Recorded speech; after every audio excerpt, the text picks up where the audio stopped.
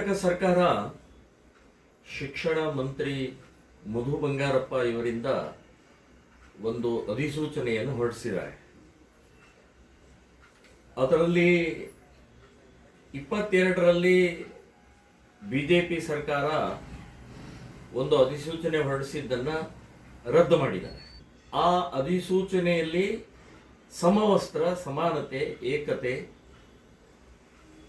ಶಾಲಾ ಕಾಲೇಜುಗಳಲ್ಲಿ ಇರಬೇಕು ಮತ್ತು ಆ ಶಾಲಾ ಆಡಳಿತ ಮಂಡಳಿಯ ನಿರ್ಣಯದಂತೆ ಪಾಲಿಸಬೇಕು ಅಂತನ್ನುವಂಥದ್ದು ಮೆನ್ಷನ್ ಮಾಡಿದ್ದನ್ನು ಕಾಂಗ್ರೆಸ್ ಸರ್ಕಾರ ಮಧು ಬಂಗಾರಪ್ಪನವರ ಮೂಲಕ ಅದನ್ನು ರದ್ದುಪಡಿಸಿದ್ದಾರೆ.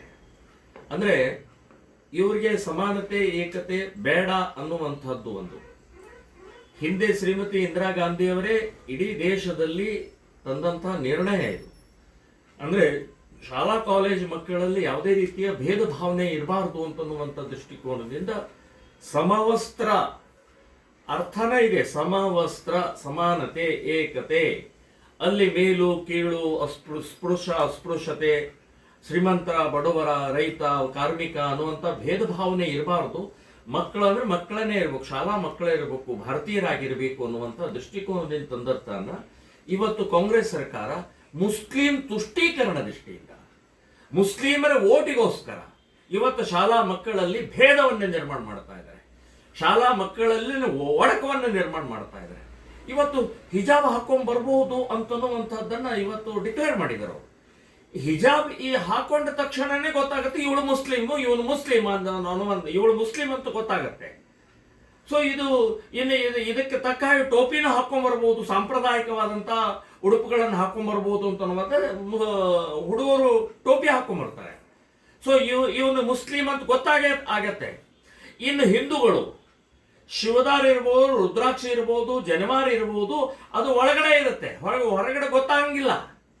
ಇವನು ಬ್ರಾಹ್ಮಣ, ಇವನು ಲಿಂಗಾಯತ, ಇವನು ಅದು ಇದು ಅಂತ ಗೊತ್ತಾಗಂಗಿಲ್ಲ. ಸೊ ಒಳಗಡೆ ಇರುವಂತಹದ್ದು ನೀವೇ ಹೇಳಿದ್ರಿ, ಅದನ್ನ ಧರಿಸಬಹುದು ಅಂತ ಅನ್ನುವಂಥದ್ದು ನೀವೇನು ಆರ್ಡರ್ ಮಾಡೋದು. ಅದು ಅವರ ಸಂಪ್ರದಾಯ, ನಿಮಗೆ ಕಣ್ಣಿಗೆ ಕಾಣುವುದಿಲ್ಲ, ಅದು ಹೊರಗಡೆ ಗೊತ್ತಾಗುವುದಿಲ್ಲ ಅದು. ಸೊ ಈ ರೀತಿಯ ನಿಮ್ಮ ಉದ್ದಟತನ, ನಿಮ್ಮ ವ್ಯವಸ್ಥಿತವಾದಂಥ ಕಣ್ಣಿಗೆ ಮಣ್ಣು ಹಾಕುವಂತಹದ್ದು ಇದು ಸರಿಯಲ್ಲ ಅಂತನ್ನುವಂಥದ್ದು ಹೇಳ್ತಾರೆ. ಇನ್ನು ಪೇಟ ಹಾಕೊಳ್ಳುವಂಥದ್ದು, ಟರ್ಬನ್ ಹಾಕೊಳ್ಳುವಂಥದ್ದು ಮಾಡ್ಬೋದು. ಪೇಟ ಟರ್ಬನ್ ಯಾರು ಹಾಕೊಳ್ತಾರೆ? ಎಲ್ಲಿದೆ ಪದ್ಧತಿ ಅದು? ಇದರಲ್ಲಿ ಇದೆ ಅಷ್ಟೇ. ಸಿಖ್ ಪಂಜಾಬ್ನಲ್ಲಿ ಟರ್ಬನ್ ಹಾಕೊಳ್ತಾರೆ, ಪೇಟ ಹಾಕೊಳ್ತಾರೆ ಸಂಬಂಧಪಟ್ಟಂತವರು. ಇಲ್ಲಿ ಕರ್ನಾಟಕದಲ್ಲಿ ಏನು ಸಂಬಂಧ ಅದು? ಸೊ ಈ ರೀತಿಯ ಅಧಿಸೂಚನೆ ಹೊರಡಿಸ್ತಾ ಇರುವಂತಹದ್ದು ಮುಸ್ಲಿಂ ತುಷ್ಟೀಕರಣ ಅನ್ನುವಂಥದ್ದು ಬಹಳ ಸ್ಪಷ್ಟವಾಗಿದೆ. ನೀವು ಸಮಾನತೆ ನಿಮಗೆ ಬೇಕಾಗಿಲ್ಲ, ಮುಸ್ಲಿಮರು ಬೇಕಾಗಿದೆ. ಒಡಕವನ್ನೇ ನಿರ್ಮಾಣ ಮಾಡುವಂತ ಪ್ರಕ್ರಿಯೆ ಬೇಕಾಗಿದೆ ಅಂತನ್ನುವಂಥದ್ದು ಸ್ಪಷ್ಟವಾಗಿ ಕಾಣಿಸುತ್ತೆ. ಇದರ ಜೊತೆಗೆ ಇನ್ನೊಂದು ಅಪಾಯಕಾರಿಯ ಬೆಳವಣಿಗೆ ಅಂತಂದ್ರೆ, ಈ SDMC ಅಂತನ್ನುವಂಥದ್ದು ಒಂದು ಶಾಲಾ ಕಮಿಟಿ ನೇಮಕ ಆಗ್ತಿತ್ತು. ಆ ಶಾಲಾ ಕಮಿಟಿಯವರ ಹಕ್ಕನ್ನ ಕಸಿದುಕೊಂಡಿದ್ದಾರೆ.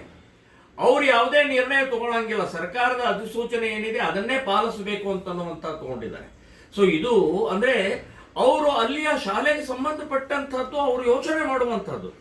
ಈಗ ಅದನ್ನೇ ಅವ್ರ ಹಕ್ಕನ್ನ ಕಸ್ಕೊಳ್ಳೋ, ಹಾಗಾದ್ರೆ ನೀವು ಅಲ್ಲಿ ಕಮಿಟಿ ಮಾಡೋದೇ ಅದಕ್ಕೆ ಅವರಿಗೆ ಒಳಿತನ ಆಗಬೇಕು, ಆ ಶಾಲಾ ಅಭಿವೃದ್ಧಿ ಆಗಬೇಕು ಅಂತನ್ನುವಂಥ ಹಿನ್ನೆಲೆಯಲ್ಲಿ ಇರುತ್ತೆ. ಸೊ ಇದು ಅತ್ಯಂತ ಖಂಡನೀಯವಾದ, ಇದನ್ನ ವಿರೋಧ ಮಾಡ್ತೇವೆ. ಅಷ್ಟೇ ಅಲ್ಲ, ನಾನು ಹೇಳೋದು ಇದರ ಸಂಬಂಧಪಟ್ಟಂತ ಅಧಿಸೂಚನೆಯನ್ನ ವಕೀಲರ ಜೊತೆಗೆ ಕನ್ಸಲ್ಟ್ ಮಾಡಿ ಇದನ್ನು ನಾವು ಹೈಕೋರ್ಟಿಗೆ PIL ಹಾಕುವಂಥದ್ದು ಕೂಡ ಯೋಚನೆಯನ್ನು ಮಾಡ್ತಾ ಇದ್ದೀವಿ. ಇದು ಸರಿಯಲ್ಲ, ಇದು ತಪ್ಪು ನಿರ್ಣಯ. ಮುಸ್ಲಿಂ ತುಷ್ಟೀಕರಣ ಒಂದೇ ನಿಮ್ಮ ಕಣ್ಣು ಮುಂದೆ ಇದೆ. ವಿದ್ಯಾರ್ಥಿಗಳು, ವಿದ್ಯಾರ್ಥಿನಿಯರಿಗೆ ಅಭಿವೃದ್ಧಿ ಆಗಬೇಕು, ಸಮಾನತೆ, ಏಕತೆ ನಿರ್ಮಾಣ ಆಗಬೇಕು ಅಂತ ಅನ್ನುವಂಥದ್ದು ಇಲ್ಲ ಅನ್ನುವಂಥ ಸ್ಪಷ್ಟವಾಗಿ ಗೊತ್ತಾಗುತ್ತೆ.